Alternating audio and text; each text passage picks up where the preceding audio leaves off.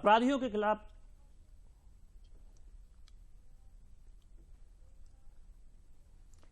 नमस्कार, DD news Uttar Pradesh के इस विशेष कार्यक्रम में आप सभी का स्वागत है।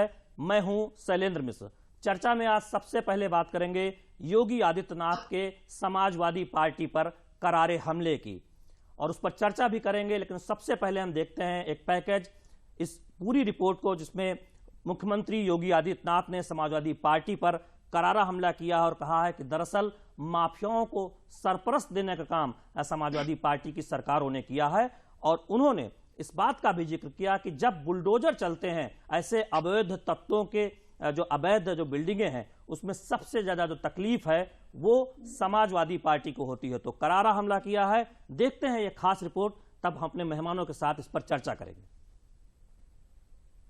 यूपी विधानसभा चुनाव जैसे जैसे नजदीक आ रहे हैं, मुख्यमंत्री योगी आदित्यनाथ विपक्ष पर हमलावर हो रहे हैं।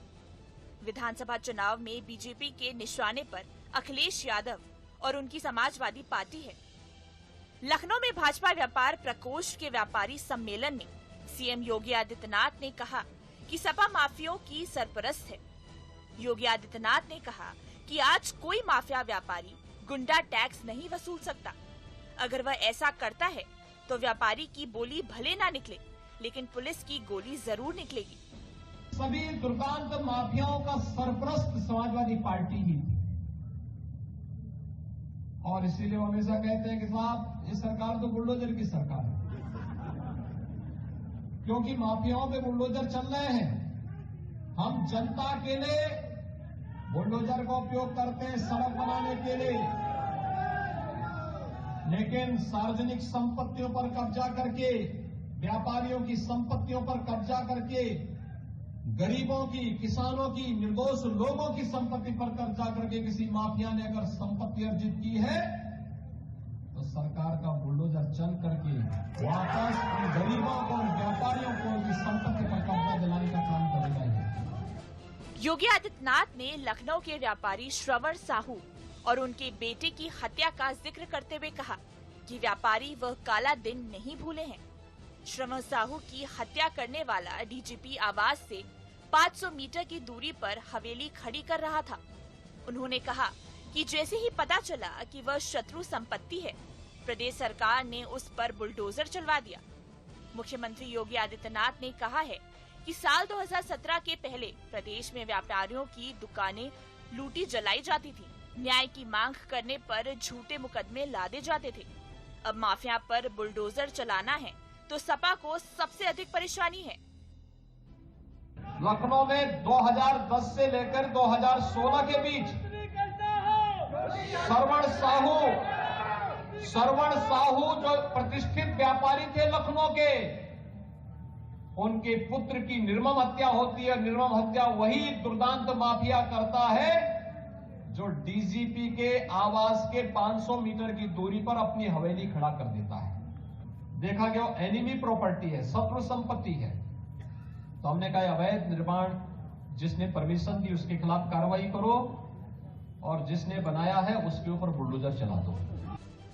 मुख्यमंत्री ने कहा कि उनकी सरकार ने अपराध के प्रति जीरो टॉलरेंस की नीति अपनाते हुए काम किया है, जिसकी वजह से व्यापारियों में विश्वास पैदा हुआ है। आज प्रदेश में निवेश और व्यापार का माहौल है। यूपी में हर निवेशक और उसका निवेश सुरक्षित है। आज उत्तर प्रदेश देश में नंबर 2 की अर्थव्यवस्था है। Bureau report, DD news, Uttar Pradesh. इस मुद्दे पर चर्चा करने के लिए हमारे साथ स्टूडियो में मौजूद हैं मदन मोहन बोगड़ा जी, और ऑनलाइन तमाम मेहमान जुड़ेंगे। राज बहादुर सिंह हैं, वरिष्ठ पत्रकार हैं, कपिल श्रीवास्तव सपा प्रवक्ता हैं, विकास श्रीवास्तव हैं कांग्रेस प्रवक्ता, और ओपी सिंह जी हैं भाजपा प्रवक्ता।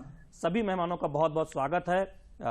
हमारा आज का विषय है पहला, अपराधियों के खिलाफ बुलडोजर चलाने पर विपक्ष आखिर क्यों परेशान होता है। और हमने देखा है कि समाजवादी पार्टी पर करारा हमला भी योगी आदित्यनाथ ने किया है। सबसे पहले मदन मोहन बोगड़ा जी, आपसे, क्या योगी आदित्यनाथ की सरकार से पहले आपने कभी इस तरह से देखा था कि जो अवैध संपत्तियों पर कब्जा करते हैं, जो अराजक तत्व हैं, जो माफिया हैं, उनकी जमीनों को इस तरह से चिन्हित करके उस पर बुलडोजर चलाया जाए? देखिए, ऐसा है कि राजनीति में जो खास तौर पर जो माफिया है, बदमाश है, इनकी कोई पार्टी नहीं होती और कभी भी नहीं रहा है किसी पार्टी से जुड़े रहे हों, ऐसा नहीं है।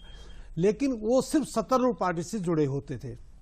जो पार्टी सत्ता में आती थी उससे वो लोग जुड़ते थे और क्योंकि सत्ता में रह के वो काम करा सकते हैं, उससे फायदे ले सकते हैं। ये पहली बार हुआ है कि यूपी में योगी आदित्यनाथ की सरकार में इन लोगों को करीब आने नहीं दिया गया। एक मतलब जो अच्छा कदम हम कह सकते हैं ये है कि इन्होंने करीब आने नहीं दिया। करीब आने नहीं दिया तो फिर उन पे बुलडोजर भी चले, क्योंकि पहले ये हिम्मत कोई दूसरी सरकार नहीं करती थी, क्योंकि वो लोग खुद सरकार के अंदर पहुंचे होते थे, इस पार्टी में पहुंचे होते थे, तो उनका पूरा बोलबाला। अच्छा, ये मैं कोई एक पार्टी की बात नहीं कर रहा हूँ, सभी पार्टियों का था।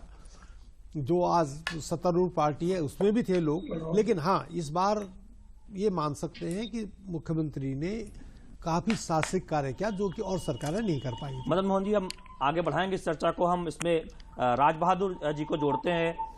राज बहादुर जी, जो मदन मोहन जी कह रहे हैं कि ये साहस पूर्व की किसी सरकार ने नहीं दिखाया था, चाहे वो किसी भी पार्टी की रही हो, कि जो माफिया हैं, जो अराजक तत्व हैं, वो जो संपत्तियों पर कब्जा करते हैं, उनको बुलडोजर से गिरा दिया जाए। आपका क्या कहना है?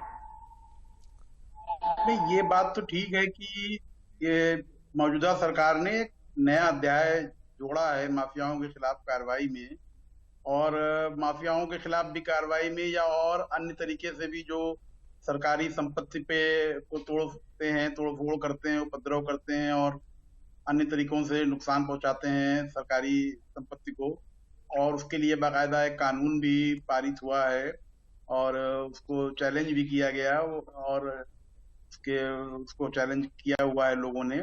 लेकिन ये एक ऐसी पहल थी जो न केवल उत्तर प्रदेश में तो इसको इम्प्लीमेंट किया ही गया और अन्य राज्यों ने भी इसको फॉलो किया।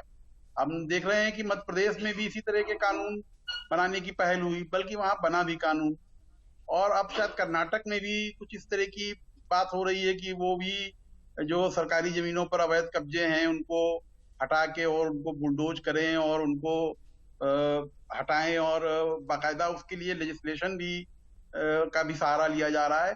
तो निश्चित रूप से ये एक ऐसी पहल है कि जो आगे चल के कहीं न कहीं अगर ये सिलसिला जारी रहता है तो कहीं न कहीं इससे लोगों में डर जरूर पैदा होगा कि अगर हम अपनी सीमाओं का अतिक्रमण करके और जमीनों पर कब्जा करते हैं बलपूर्वक या किसी और तरीके से, अनफेयर तरीके से, तो हमें इसका हर्जाना अच्छे से देना पड़ेगा, भरपूर तरीके से देना पड़ेगा, और ये स्वागत योग्य कदम है, इसे प्रोत्साहित किया जाना चाहिए। पास आएंगे, हम एक राय जान लेते हैं ओपी सिंह जी, भाजपा प्रवक्ता, इससे पहले कि हम समाजवादी पार्टी और कांग्रेस के प्रवक्ताओं के पास जाएं। ओपी सिंह जी, ये कहना है मदन मोहन जी का और राज बहादुर जी का कि ये एक साहस दिखाया गया है और अब हम देख रहे हैं तमाम सरकारें जो बीजेपी शासित राज्यों की हैं, राज्यों में, वो इस पर आगे बढ़ रही हैं, अनुसरण कर रही हैं योगी आदित्यनाथ ने जो उत्तर प्रदेश में बुलडोजर चलवाया है अवैध संपत्तियों पर।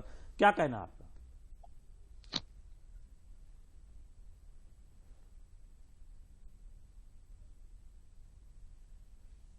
सरकार ने भूमाफियाओं पर आतंकवादी गतिविधियों में लिप्त राष्ट्रद्रोही माफिया, गुंडे, सरकारी संपत्तियों पर कब्जा करने वाले, अवैध संपत्ति से अर्जित बनाने वाले, उनके ऊपर अगर बुलडोजर नहीं चलेगा तो क्या चलेगा?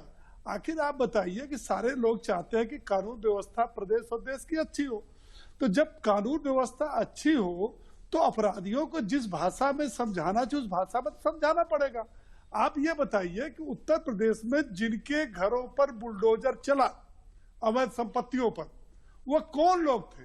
वो गिने चुने लोग हैं, चाहे वह मुख्तार अंसारी हो, चाहे अतीक अहमद हो, चाहे विजय मिश्रा हो, जब इस तरह से जितने भी हैं जिन्होंने दूसरी सरकारों में बेखौफ लूटा और सरकारी संपत्तियों पर कब्जा किया, उन पर बुलडोजर चलाया गया। इसका तो सभी को स्वागत करना चाहिए। लेकिन जिनके ऊपर बुलडोजर चलाया गया, जिन्होंने अवैध संपत्तियां बनाई थी, उनको संरक्षण देने वालों को, उनको अपराधी से माननीय बनाने वालों को सबसे ज्यादा जो है उनके सीने में दर्द हुई। और ये मुझे कहने में कोई गुरेज नहीं है कि देश के अंदर, प्रदेश के अंदर जितनी पार्टियां हैं विपक्षी, इन सब ने अपराधियों को संरक्षण दिया। और सबसे ज्यादा पिछली सरकार ने दिया है। वो बार बार अखिलेश यादव जनसभाओं में जाते हैं तो बुलडोजर की चर्चा जरूर करते हैं, लेकिन ये नहीं कहते कि ये बुलडोजर चलाया किसके ऊपर गया। ये अपराधियों के ऊपर चलाया गया। ये जिन्होंने करोड़ों करोड़ों रुपए की संपत्ति उस सरकार में लूट करके सरकारी संपत्तियों से उन्होंने बनाया था, बुलडोजर चला गया। इसका तो दूसरे ओपी सिंह जी, हम जब आपने प्रदेश की सरकार आपको रोकना चाहेंगे, जब आपने आरोप लगाया है तो समाजवादी में अपनाया। ओपी सिंह जी, हम आपको रोकना चाहेंगे। समाजवादी पार्टी के प्रवक्ता हैं, उनको हम शामिल करते हैं बहस में जब उन पर आरोप लगाया जा रहा है। कपिल श्रीवास्तव जी, क्या कहना है आपका? शैलेंद्र जी, एक तो आपकी आवाज बहुत धीमे आ रही है, उसको ठीक करा लें। और दूसरी चीज हम ये कहेंगे कि ओपी सिंह साहब इतना लेवरेज हो गए हैं अपने बातों को कहने में कि गैर विधिक चीजों को भी तुष्टीकरण कर रहे हैं। मैं तो एक बात पूछता हूं कि अगर कोई हत्यारा है, अगर कोई अपहरण करता है, अगर कोई अवैध संपत्ति लिया है, तो वो सरकार कैसे डिसाइड करेगी? वो तो न्यायालय डिसाइड करेगी। और ये केवल बता दें कि जितने बुलडोजर इन्होंने चलाए हैं वो किस एक्ट की धारा के तहत चलाए हैं, और दूसरा ये बता दें कि क्या इनके पास न्यायालय का परमिशन था, और अगर न्यायालय का परमिशन नहीं था तो आपने वही काम किया है जो अपराधी करता है, यानी सरकार का आपने अपराधीकरण करता। अब मैं दूसरी बात कहता हूं, अपने आप को कहते हैं कि हमारी सरकार साहब भ्रष्टाचार से बड़ा मुक्त है, इसलिए बुलडोजर सिर्फ एक तरफ चलेगा। तो अरे भैया, मैं आपको छोटी सी नॉलेज दे दूं, आपके डिपार्टमेंट की चीजें हैं, जेम पोर्टल पे तमाम चीजें, बायर्स और वो सारी चीजें होती हैं। कुशीनगर के अंदर अभी जिला उद्योग के अंदर एक बाबू है आलोक गुप्ता, वो अजय गुप्ता, वो सीधे सीधे पैसे की डिमांड करता है, और जिसको जो पैसा नहीं देता है वो आदमी उसको टेंडर नहीं देता है, और बायर बन करके एक क्लर्क बैठा हुआ है आपके शासनकाल में। अधिकारी बायर नहीं है, क्लर्क बायर है। से थोड़ा तो आप इस बात को सोचिए कि आप क्या कह रहे हैं। आपके यहाँ तो छोटा बाबू अपराधीकरण कर रहा है और इस तरीके से अवैध संपत्ति बना रहा है। अपने शहर गोरखपुर के अंदर वो बड़ा आलिशान मकान बना रहा है, किसके ऊपर आपने चलाया है बुलडोजर? अच्छा, आप गोमती नगर में तमाम मकान बने हुए हैं, अन्य जगह तमाम प्रशासनिक अधिकारियों के मकान बने हुए हैं, कितनों पे बुलडोजर आपने चलाया और आय से अधिक संपत्ति का मामला हुआ? हम ओपी सिंह से जवाब लेंगे, लेकिन हम चर्चा में शामिल कर लेते हैं विकास श्रीवास्तव को, कांग्रेस प्रवक्ता है। विकास जी, क्या कहना है जो समाजवादी पार्टी पर करारा हमला किया है योगी आदित्यनाथ ने कि जब बुलडोजर चलता है तो सबसे ज्यादा तकलीफ समाजवादी पार्टी को होती है, अब कांग्रेस का क्या कहना है, इस पर क्या रुख है, इस पूरी बुलडोजर को लेकर हो रही राजनीति और इस पूरे प्रकरण पर? देखिए, बाबा साहब का जो संविधान है, इस देश का जो संविधान है, अगर वो इजाजत देता है बुलडोजर चलाने को तो इसको संवैधानिक माना जाएगा। अगर इस जो कहा गया अभी कि अगर बुलडोजर ही चलाना उनका संविधान है, उन्होंने कानून में बदलाव किया है और कई भाजपा शासित राज्यों में वो बुलडोजर चला रहे हैं, तो उनको सबसे पहले 700 किसानों की शहादत के बाद जिनके घर उजाड़ दिया, उन लोगों के ऊपर भी बुलडोजर चला देना चाहिए, उसका मुंह मोड़ देना चाहिए। जिन लोगों ने 700 किसानों को की शहादत करा दिया और 3 काले कानूनों से उनके देश की आर्थिक व्यवस्था को छिन्न-भिन्न कर दिया, उन पर भी बुलडोजर चला देना चाहिए। जिन्होंने लखीमपुर में गृह मंत्री है भारत सरकार के, उनको पद से हटा के उनके घर के ऊपर भी बुलडोजर चला देना चाहिए था। बुलडोजर उन पे भी चला देना चाहिए जिन्होंने टीईटी की परीक्षा का पेपर लीक किया। भारतीय जनता पार्टी के मध्य प्रदेश की विधायक का सगा भाई शराब के गोदाम को बता रहा है प्रिंटिंग प्रेस, और इस देश के नौजवानों का भविष्य के साथ खिलवाड़ कर रहा है। बुलडोजर शिक्षा मंत्री में भी चला देना चाहिए था, जिसने अपने भाई को गरीब बता करके उसको नौकरी दिला दी। तो बुलडोजर चलाने की नीयत का बहुत बड़ा महत्व है। दूसरी बात, संवैधानिक तौर पे किसी व्यक्ति को अदालत में पेश किया जाता है, पुलिस भी 24 घंटे के अंदर उसको अदालत में पेश करती है और फैसला अदालत करती है। जो व्यक्ति स्वयं हत्या, लूट जैसे बड़े बड़े आपराधिक मामलों में रहे हो, चाहे वो मुख्यमंत्री स्वयं रहे हो, चाहे वो केशव मौर्य जी रहे हो, अपने मुकदमे वापस ले लेते हैं और एक वर्ग विशेष के व्यक्ति को केवल मैसेज देने के लिए, धार्मिक तुष्टीकरण करने के लिए बुलडोजर चलाकर अपना सीना चौड़ा करते हैं। ये तो कायरता और सबसे कमजोर मुख्यमंत्री हुए, और इतनी कमजोर सरकार नहीं है, हम समझ सकते कि भारत के संविधान ने इतनी कमजोर सरकार नहीं दी, जिसकी आजादी के बाद सबसे कमजोर, सबसे डरी हुई सरकार मुख्यमंत्री और सरकार जो केवल बुलडोजर का डर दिखा रहा है, न उसको संविधान की रक्षा करना आता है, न संविधान से देश को चलाना आता है। ये एक तरह से देखें, बुलडोजर चलाने को लेकर चाहे समाजवादी पार्टी हो या कांग्रेस हो, सहमत नहीं नजर आते, इसीलिए आरोप लगते हैं इन पर कि ये सरपरस्त कर रहे हैं माफियाओं के। नहीं, देखिए दो चीजें हैं। एक तो माफिया ने जो संपत्ति अर्जित की है वो कोई बहुत ज्यादा ये नहीं है कि साहब अच्छे साधनों से की हो, लूट खसोट उन्होंने भी की है, जगह जगह कब्जे करके भी उन्होंने जमीनों पे कब्जा किया है। तो एक चीज तो ये हो गई। दूसरा, एक वैलिड पॉइंट मैं जरूर मानूंगा कि सपा या कांग्रेस के प्रवक्ता ने जो कहा किस कानून में है, तो इसके लिए अदालतें हैं, तो जो पक्ष है मेरे ख्याल में उनको अदालत में जाना चाहिए। ये बात सही है कि भाई किस कानून के अंतर्गत जो है सरकार बुलडोजर चला सकती है या नहीं चला सकती है, या इसमें कोई कानून में बदलाव किया, ये तो सरकार बताएगी या ये अदालत को बताएगी। तो इस चीज को अगर ये मुद्दा जैसे उठाया जा रहा है तो इसमें अदालतें फैसला कर सकती हैं कि भाई आप बताइए किस कानून, अगर कानून के अंतर्गत नहीं है तो अदालतें निरस्त करेंगी उसको कि हम आप किसी की संपत्ति पे कर सकते नहीं। लेकिन जो बदमाशों ने संपत्ति अर्जित की है वो कोई अच्छे संसाधनों से, अच्छे साधनों से नहीं की है। बिल्कुल, इसमें शायद कोई दो राय नहीं होनी चाहिए कि अगर किसी बदमाश ने गलत तरीके से संपत्ति अर्जित की है तो उस संपत्ति का जब्तीकरण होना चाहिए, अवैध संपत्ति को ढहाया जाना चाहिए। किस नियम के तहत ये सब एक प्रक्रिया है, उस पर निश्चित तौर पर बातचीत होगी। हम ओपी सिंह जी से राय जानेंगे। ओपी सिंह जी, जो कांग्रेस के प्रवक्ता और समाजवादी पार्टी के प्रवक्ता कह रहे हैं उस पर आपकी राय क्या? देखा, मेरा यह कहना है कि चाहे समाजवादी पार्टी हो, चाहे बसपा हो, चाहे कांग्रेस हो, एक ही थैले के चट्टे बट्टे हैं। और क्या इनकी हिम्मत है कि 2022 के विधानसभा चुनाव में इस मुद्दे पर जाकर के ये चुनाव लड़ेंगे? ये सारे लोग उन अपराधियों के समर्थक हैं। आप बताइए, पहला नाम लीजिए मुख्तार अंसारी। मुख्तार अंसारी के अवैध संपत्ति जो बुलडोजर चला है, ये समाजवादी पार्टी और कांग्रेस क्यों नहीं चली जाती है कोर्ट में, हाई कोर्ट और सुप्रीम कोर्ट में? या मुख्तार अंसारी, अतीक अहमद क्यों नहीं चले जाते हाई कोर्ट? नंबर एक। नंबर दो, ये जो कानून की बात करते हैं, कानून जिला प्रशासन ये अपने विधिक कार्रवाई करती, तो जिला प्रशासन गलत करेंगे तो वो कोर्ट से। कपीश जी, आप जवाब दीजिए। देखिए शैलेंद्र जी, वो अदालत में गए हो कपीश जी, आप बोलिए। अरे बहुत बढ़िया ओपी भाई, बहुत बढ़िया। कपीश जी आप बोलिए। तो सरकार के प्रवक्ता हैं, आपसे इन लीगल चीजों की बात तो नहीं की जा सकती थी, लेकिन आपने की है। मैं पूछता हूं कि हमारे यहाँ ये स्पष्ट सा नियम है न्यायालय के अंदर, क्योंकि बीइंग एडवोकेट में मैं कह रहा हूँ। भाई आपको क्या दिक्कत है? अरे भाई ओपी भाई, अब सुन लो, यहाँ भी तानाशाही आप ना करो। सुन ले, अरे सुन ले, पहले आप मेरी बात सुन ले, आप जवाब दे लेने दीजिए, उसके बाद आप बोलिएगा। मैं आपसे जो प्रश्न कर रहा हूँ उसका उत्तर आप देते ही नहीं है। सबसे बड़ी चीज तो यही है कि यहाँ भी तानाशाही करेंगे, सरकार में भी करेंगे और बुलडोजर से गिराएंगे भी। अब मैं एक बात कह रहा हूँ, शैलेंद्र भाई मुझे ये बताइए कि न्यायालय स्पष्ट कहता है कि लिटिगेशन अंतिम मामला होना चाहिए और सरकार को लिटिगेशन नहीं पैदा करना चाहिए। हम तो इनसे पूछ रहे किस क्लास में, हम तो ये नहीं कह रहे कि आप गलत कर रहे हो, खाली जानकारी मांग रहे हैं, तो ये बौखला जा रहे हैं साहब। ये गैर विधिक बातें कर रहे हैं। मैं तो पूछ रहा हूं कि केवल आप बता दीजिए कि किस क्लॉज में लिखा हुआ है कि आप डिमोलिश करेंगे किसी अपराधी की संपत्ति या अवैध रूप से अगर किसी ने अर्जित कर लिया। और मैं दूसरी चीज कहता हूं, उसी संपत्ति का सदुपयोग क्यों नहीं करते हैं?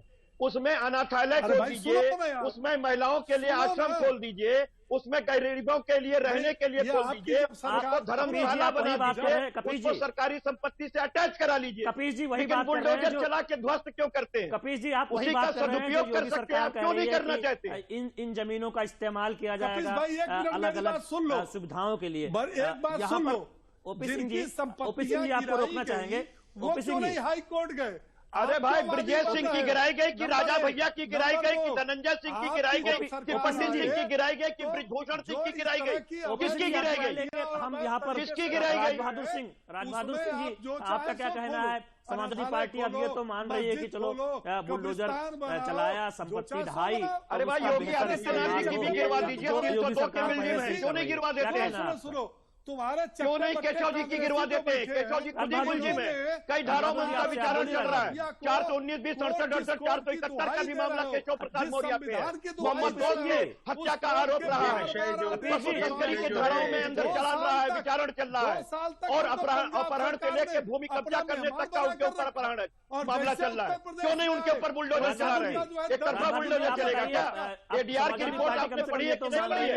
117 भारतीय जनता पार्टी के विधायक हैं, इसके ऊपर बुलडोजर बोलने दीजिए। बाकी समाजवादी पार्टी प्रवक्ता और बीजेपी के हमारे जो प्रवक्ता है थोड़ी देर के लिए चुप हो जाए। राज बहादुर जी, आप बोलिए। सांप लौटता है। देखिए, ये ऐसा है कि ये दलील लोकतंत्र में दर्द होता है, पार्टी की सरकारें होती हैं और पार्टी की सरकारें होती हैं और विपक्ष होता है।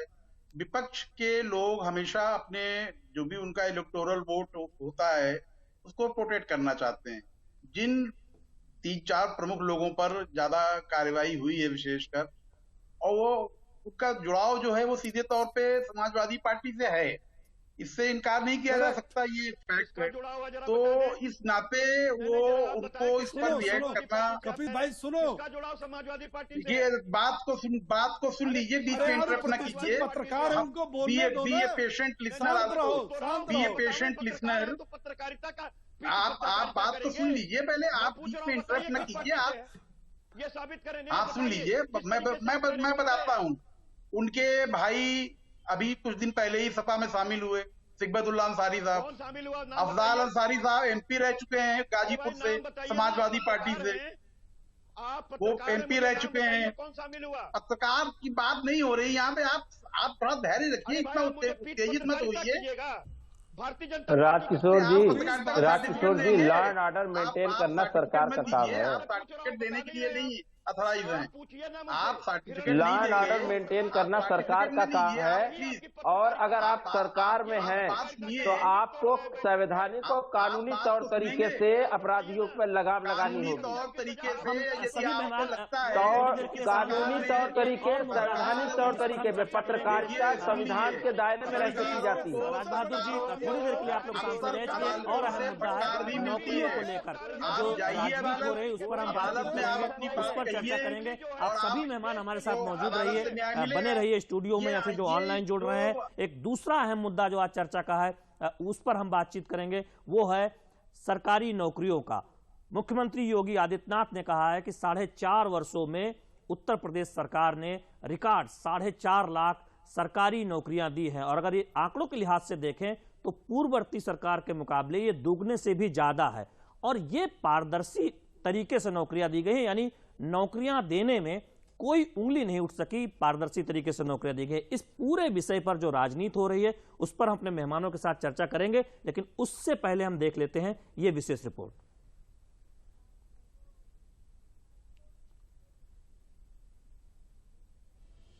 विपक्षी दलों द्वारा प्रदेश में बढ़ती बेरोजगारी के दावों पर मुख्यमंत्री योगी आदित्यनाथ ने कड़ा प्रहार करते हुए कहा कि पिछली सरकारों में नौकरी की रिक्तियां निकलती थी तो महाभारत की तरह रिश्ते निकल जाते थे, केवल अपने चहेतों को नौकरी दिलाई जाती थी, योग्य युवा नौकरी से वंचित रह जाते थे।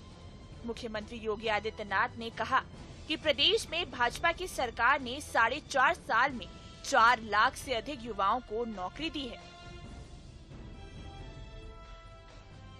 जब नौकरी निकलती थी तो महाभारत के सभी रिश्ते निकल पड़ते थे वसूली के लिए। कोई चाचा, कोई भतीजा, कोई निकल पड़ता था, और उसके बाद हर प्रतिभाशाली यूपी का नौजवान वंचित रह जाता था। न्यायालय को उस पर रोक लगानी पड़ती थी, भर्ती नहीं हो पाती थी। मुख्यमंत्री योगी आदित्यनाथ ने कहा कि साल 2002 से 2017 तक के काल में जितने युवाओं को सरकारी नौकरी नहीं मिली, उतनी अकेले 2017 से 2021 के बीच मिली है। एक पर भी उंगली नहीं उठाई जा सकती है। उन्होंने कहा कि वर्तमान सरकार चयन आयोगों को पूरी स्वतंत्रता देती है। सरकार की ओर से किसी तरह का अनावश्यक हस्तक्षेप नहीं होता है। 4.5 वर्ष के अंदर हमारी सरकार ने 4.5 लाख नौजवानों को सरकारी नौकरी प्रदेश के अंदर दी। कोई भी किसी नौकरी पर उंगली नहीं उठा सकता है। प्रदेश सरकार के पिछले 4.5 साल में 4 लाख से अधिक नौकरियां दी गयी, जबकि पिछली सरकारों के पूरे कार्यकाल लगभग 2 लाख नौकरियां दी गई थी। आंकड़ों के मुताबिक सपा बसपा सरकार में मिली नौकरियों की करीब दोगुनी नौकरियां तो 4.5 साल में दे दी जा चुकी हैं। Bureau report, DD news, Lucknow. यार उसमें आपको कुछ करना थोड़ा है। अरे नहीं जी, तो हम चर्चा करने जा रहे हैं दूसरे विषय पर, जो नौकरी देने की जो सरकारों की नीतियां रही उत्तर प्रदेश में, पूर्ववर्ती सरकार की हो या मौजूदा सरकार की, और जो दावा किया गया कि 4.5 लाख से ज्यादा नौकरी उत्तर प्रदेश में योगी आदित्यनाथ की सरकार ने दी है बीते 4.5 वर्षों में, और ये पूर्व की सरकारों से दोगुने से भी ज्यादा है और पारदर्शी तरीके से ये नौकरी दी गई है। सभी मेहमानों का बने रहने के लिए बहुत बहुत धन्यवाद। सबसे पहले मदन जी, आपसे हम जानना चाहेंगे, ये इस दावे में कितनी सच्चाई है कि ये जो नौकरियां दी गई हैं ये पूरी तरह से पारदर्शी है? कहीं भी जो पहले खबरें आती थी पूर्व सरकारों में वैसा नहीं देखने को मिला, यानी योग्यता के आधार पर पारदर्शी तरीके से नौकरियां दी गई। देखिए, ये जो दावा है मुख्यमंत्री योगी आदित्यनाथ जी का कि 4.5 लाख लोगों को नौकरी दी गई है, सरकारी नौकरी, बाकी संविदा सरकारी नौकरी, और संविदा पर मिला लें तो संख्या बढ़ जाती है। वो सही है कि 4.5 लाख लोगों को, मतलब जैसे दावा करते हैं कि वो दी गई है नौकरियां।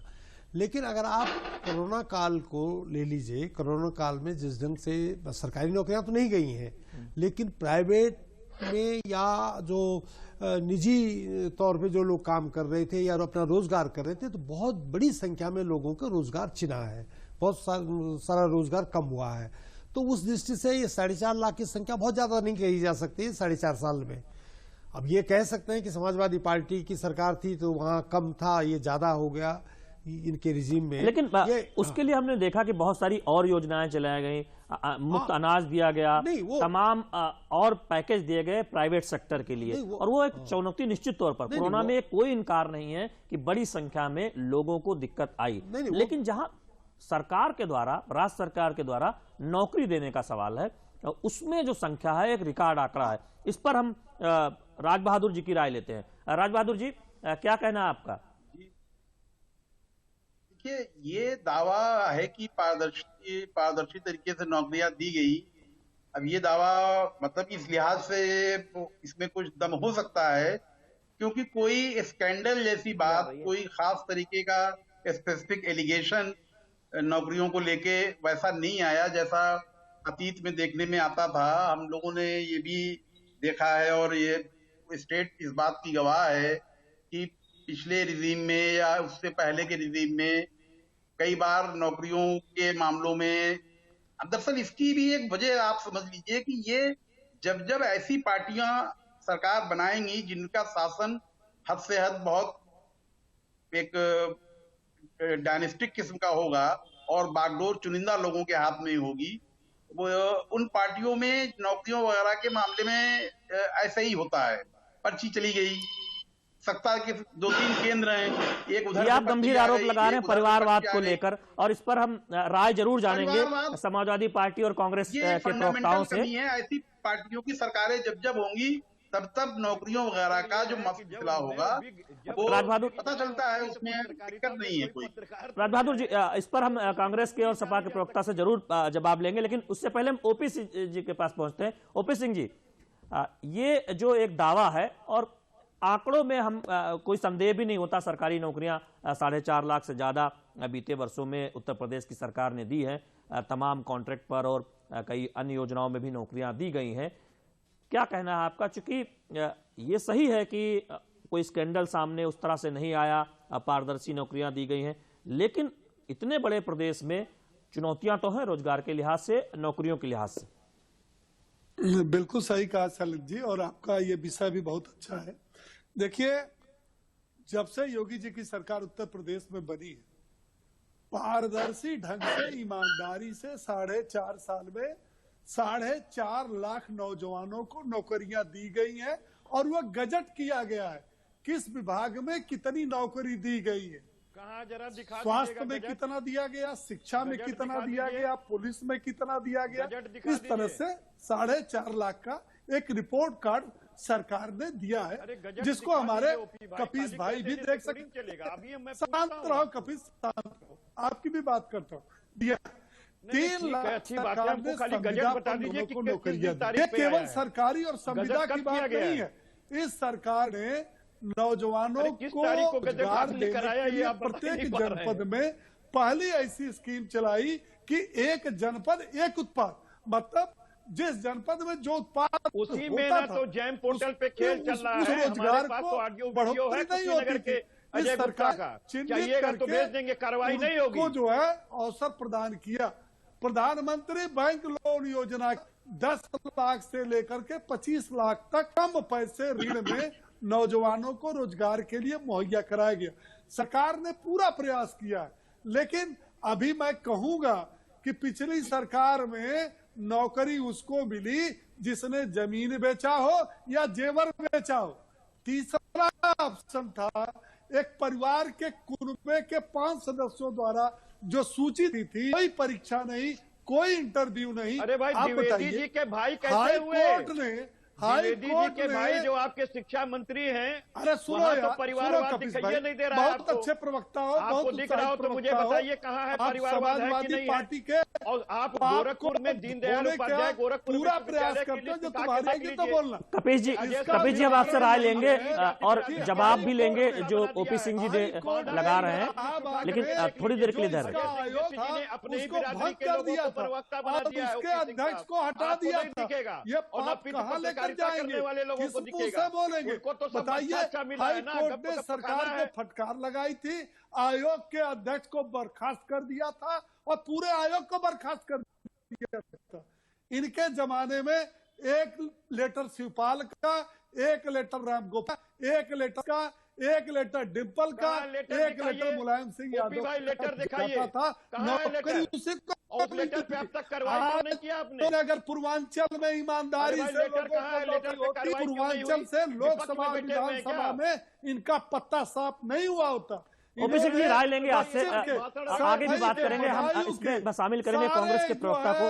विकास जी हम समाजवादी पार्टी के प्रवक्ता पर जाने से पहले आपसे जानना चाहेंगे, आपको क्या लगता है कि जबरदस्ती नौकरियां दी समाजवादी पार्टी के कपीस जी आप बताइए, तब हम विकास जी को शामिल करेंगे, क्योंकि आरोप आप पर लगा है कि आपकी जो सरकार थी समाजवादी पार्टी की, चाहे वो पहले मुलायम सिंह की सरकार रही हो या फिर अखिलेश यादव की सरकार, उसमें नौकरियों को लेकर, उस पर परिवारवाद को लेकर आरोप लगा कि एक विशेष जाति को नौकरी दी जाती है, या भ्रष्टाचार के गंभीर आरोप लगे थे, मीडिया में ऐसी खबरें भी आई थी। क्या कहना है आपका? क्योंकि समाजवादी पार्टी इस पर तो काफी घिरी नजर आई थी जब अखिलेश की सरकार थी, या आप मुलायम सिंह के समय के शासनकाल को याद करें।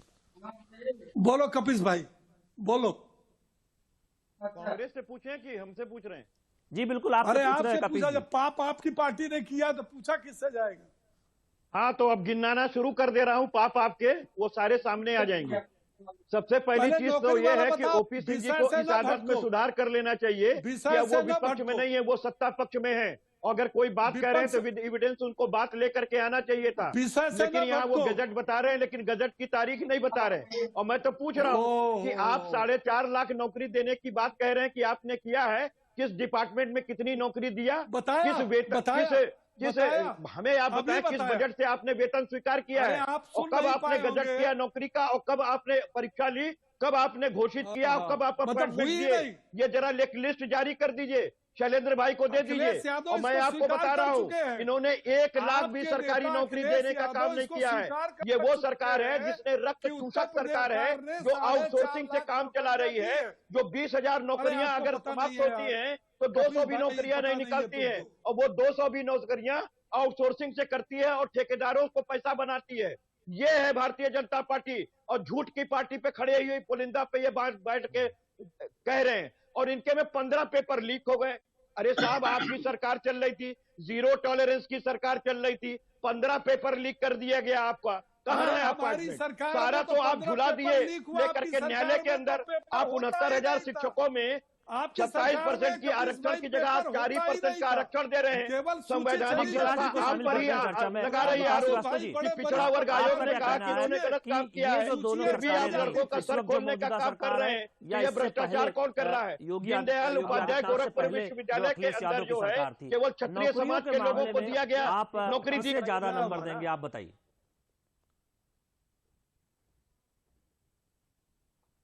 देखिए, 70 लाख नौकरी देने का वादा करके सत्ता में आई कि भारतीय जनता पार्टी ने 4.5 लाख की बात कर रहे हैं, वो भी अपने वादे के हिसाब से बहुत कम है। और इनसे मैं दावा करता हूं कि अगर आरटीआई कोई जो संवैधानिक अधिकार है देश के नौजवानों को, किसी भी आम नागरिक को अगर वो लगा ले आरटीआई, अगर उसको जवाब दे सके। रहा अभी 17 बार परीक्षा, जो प्रतियोगी परीक्षाओं का पेपर लीक करा गया, 4.5 साल में 17 बार अगर प्रतियोगी परीक्षाओं का पेपर लीक किया गया, और पिछली सरकारों में जितनी भी नियुक्तियां थी वो हाईकोर्ट और सुप्रीम कोर्ट की परीक्षा पास करने के बाद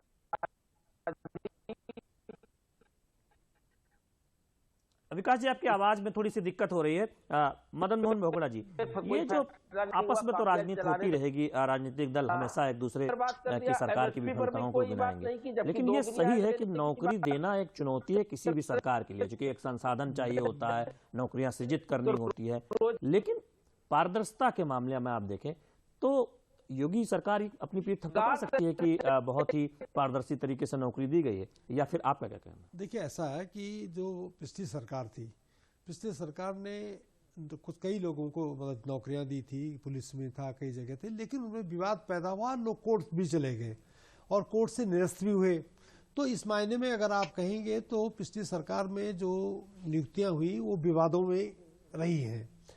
अब आज जो इस समय अभी सपा के प्रवक्ता भी कह रहे थे कि आप लिस्ट दीजिए विभाग वाइज, वो संभव शायद होता भी नहीं है कि ये दें, लेकिन ये कहा जा सकता है कि जो नौकरियां इन्होंने दी हैं, अब वो मैं संख्या का मैं नहीं कह सकता हूं क्योंकि मेरे पास इसका कोई प्रमाण नहीं कि 4.5 है या कितना है, लेकिन ये जरूर है कि इनके बारे में कोई सार्वजनिक विवाद पैदा नहीं हुआ है, सिर्फ इसके कि पेपर लीक बहुत हुए हैं। तो उस पर तो कार्रवाई भी तुरंत हुई है। पेपर लीक, कई चीजों में पेपर शराब लीक की दुकान को कहां से हुई, क्या उसमें कार्रवाई भी हो रही है? विकास जी आप बोलिए, आपका आवाज सही होगी, बताइए आपको। और शराब की दुकान, शराब के गोदाम को बताया गया प्रिंटिंग प्रेस, और इस पर बुलडोजर नहीं चलेगा, और ये आपकी उपलब्धि है।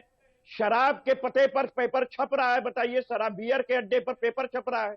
किस तरीके की गोपनीयता बरत रहे हैं कि 15 चीजों के जो है वो पेपर लीक हो जाते हैं। तो इतना भ्रष्टाचार की चीजें चल रही है, वो क्या जनता के सामने नहीं है? लीक किया गया है। अरे कपीश जी, विकास जी एक ही जैसी बातें कर रहे हैं, कुछ आपस में सपा और कांग्रेस के बीच खिचड़ी पक रही है क्या? उत्तर प्रदेश के इतिहास में योगी सरकार से ज्यादा भ्रष्ट सरकार कहीं रही नहीं है। भ्रष्टाचार की मूर्ति और प्रतिमूर्ति है भारतीय जनता पार्टी की योगी सरकार, जिनके काल में कोई भी भर्तियां नहीं हुई, सब जो भर्तियां थी वो भ्रष्टाचार की भेंट चढ़ गई। और छत्रीवाद चलता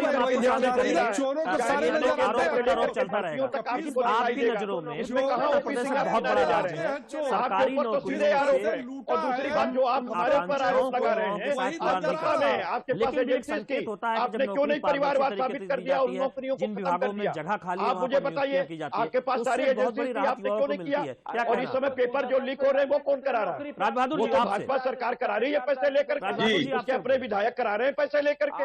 आपकी आवाज थोड़ा सा सुनो यार जरा, और किसी को बोल रहे। राज बहादुर जी आप बोलिए।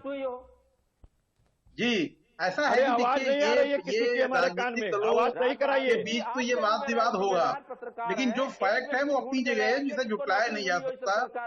नौकरी देने में पारदर्शिता का जहां तक सवाल है, फैक्ट है, जहां तक विवादों से नहीं बता दिया जाए कि कब इन्होंने कितनी नौकरियां किसको किस विभाग के अंदर दी, ये गजट की तारीख बता दे। ये गजट लेके बैठे अगर आप ट्रैक रिकॉर्ड पे जाएंगे, ट्रैक रिकॉर्ड निश्चित रूप से पत्रकार महोदय समझ लें, भाजपा सरकार का जो ये अब का है या इसके पहले भी जब थी, आपके घर में भी बेरोजगारी कंपैरिजन में बेहतर है। उसकी वजह क्या है? उसकी वजह ये है कि बीजेपी की जो सरकार होती है उस सरकार में कोई ऐसा एक डेस्क नहीं होता है, भले ही वो सीएम हो, जिसके नियंत्रण में सब कुछ रहता हो, उस पर भी कोई न कोई नियंत्रण होता है।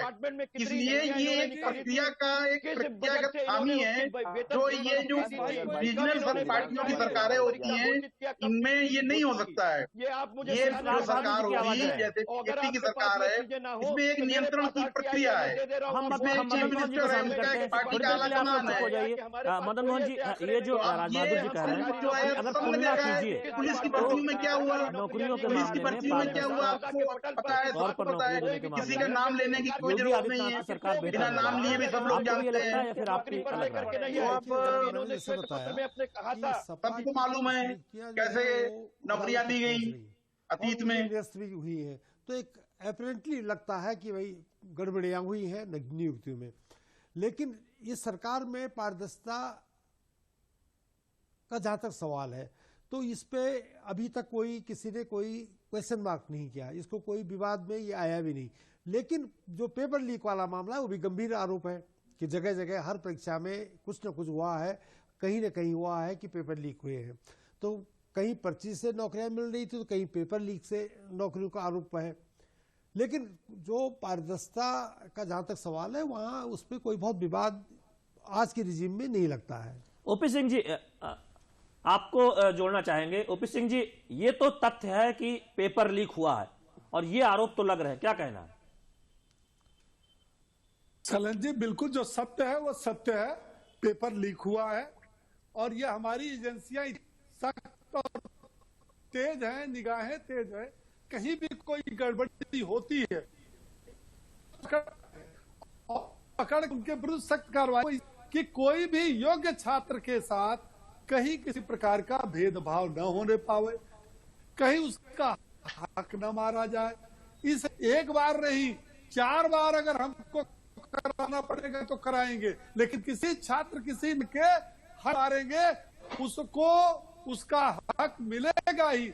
ये सरकार नहीं है कि इम्तिहान दो या न दो, सूची जो है अधिकारियों के डिपार्टमेंट में पहुंच जाता था और वो कैसे पहुंचता था? जो गरीब आदमी अपनी जमीन बेच करके पैसा देता था या जेवर बेचकर पैसा देता था या कुनबे के 5 सदस्यों द्वारा लिखित पिछले इतिहास को मत कर गाना परीक्षा का कोई मतलब ही नहीं था। जो किया इनके जमाने में परीक्षा हुई कब थी? परीक्षा हुई नहीं। और हाई कोर्ट को जो है इनका जो है वो आयोग को खत्म करना पड़ा, आयोग के अध्यक्ष को बर्खास्त करना पड़ा, सरकार को फटकार देनी पड़ी। ये क्या बात करेंगे? हमने जो नियुक्तियां हमारी सरकार में 4.5 लाख हुई है, 4.5 नियुक्ति पर भी उंगली नहीं उठा सकते। इनको तो बोलना है विपक्ष में, ये कांग्रेस और सपा के साथी तो ये तो टेप रिकॉर्डर लेकर बैठे हैं, ये वही भाषा चलाएंगे और चोरों को सारे नजर आते हैं चोर, क्योंकि इनकी पार्टी ने चोरी किया है। और उससे कब आपके किस बजट को आपने दिया? कपीश जी, हम आपसे पूछना चाहेंगे, कपीश जी अगर मेरी आवाज आ रही है, ये आरोप तो समाजवादी पार्टी पर बहुत गंभीर लगे थे कि नौकरियों में पारदर्शिता नहीं हो रही। वजह कि जब समाजवादी पार्टी की सरकार गई तो जो बड़े कारण थे उसमें एक माना गया कि नौकरियों में भाई भतीजावाद था। इस आरोप पर क्या कहना है? कपीश जी, अगर आपको आवाज आ रही है। कपीश जी, आप हमारी आवाज सुन पा रहे हैं? 12 से 17 तक पोल खुल जाएगी। कपीश जी, आपको आवाज आ रही मेरी? सरकार बनाए, आपकी आवाज आ रही है, बहुत कम आ रही, कुछ पता नहीं चल रहा, इसलिए हम भी कुछ ज्यादा बोल जा रहे हैं। कपीश जी, आपकी सरकार जब समाजवादी पार्टी की थी तो आप पर बहुत गंभीर आरोप लगे थे भाई भतीजावाद की नौकरियों में, कि भाई भतीजावाद समाजवादी पार्टी की सरकार करती है। ये इस आरोप से तो आप बच नहीं सकते। देखिए, समाजवादी पार्टी पे जो भी आरोप लग रहे हैं, समाजवादी पार्टी सत्ता से 5 साल से दूर हो गई। समाजवादी पार्टी की सत्ता भारतीय जनता पार्टी को चली गई। इनके पास सारी एजेंसियां हैं, ये क्या तमाशा देख रहे थे क्या? जो आरोप लगे, आरोप क्या दोष सिद्ध हो गए? आरोप तो बड़े बड़े राफेल पे लगे हुए हैं, जिसके भ्रष्टाचार की जांच फ्रांस में उनकी न्यायालय में विचारण चल रहा है, न्यायालय कर रहा है, और यहाँ पे तो क्लीन चिट मिल गई है। ठीक है, हम अंतिम राय जान लेते हैं सभी मेहमानों से। पैसे में कपीश जी, नहीं है भ्रष्टाचार, अंतिम राय जानते हैं। फ्रांस के न्यायालय में उसका आप काम बताइए, चल रहा है, तो ये वहां पर क्यों नहीं बता रहे हैं? और जब विकास जी, इनकी सरकार चल रही है हमारे यहाँ पर तो आप लगता है कि समाजवादी पार्टी से सहमति के साथ बातचीत कर रहे हैं। ये सहमति आगे भी दिखेगी क्या? के कार्यकर्ता के परिवार में किसी को नौकरी मिली है तो ये उसको पेश करें।